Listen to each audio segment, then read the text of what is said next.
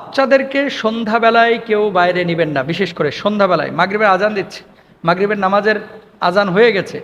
এই সময়গুলোতে নির্জন জঙ্গল, উদ্যান, পার্ক এগুলো না বাচ্চাদেরকে সাধারণত নেবেন না আপনারা।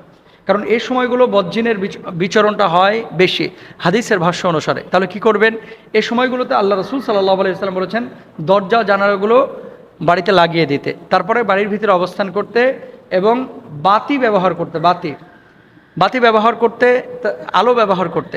সে সময়গুলোতে আমরা অনেক সময় বাচ্চাদেরকে বাইরে নিয়ে যাই, তারপরে বাচ্চারা দেখবেন হঠাৎ বাড়িতে এসে খুব কান্নাকাটি করতেছে। অনেক সময় বাচ্চাদেরকে নিয়ে যাই, তারপরে রাত্রিবেলা আর ঘুমাতে চায় না, খালি আতকে উঠতেছে। আপনি দেখেন না, ওরা তো নিষ্পাপ, ওরা তো কোনো পাপ নাই। এদেরকে বজ্জিন অনেক সময় আচ্ছাদিত করে এবং ওয়াসওয়াসা দেয়। আপনি দোয়া কালাম পড়তে পারেন, ওরা তো পড়তে পারে না। এই জন্য বাপ মাকে বলবো মাগরিবের আজানের ঠিক আগ মুহূর্তে, আজানের সময়ে এবং আজানের পর এই আধা ঘন্টা 45 মিনিট, এই মুহূর্তটাই কখনো বাচ্চাদেরকে বাইরে, উদ্যানে, পার্কে, জঙ্গলে এই আপনার রিল্যাক্সের জন্য নিয়ে যাবেন না। এটা খুব ক্ষতিকর বাচ্চাদের জন্য। এবং বাতাস লাগে, বাতাস, খারাপ বাতাস, এগুলো থেকে আল্লাহ তাআলা হেফাজত করুন সবাইকে।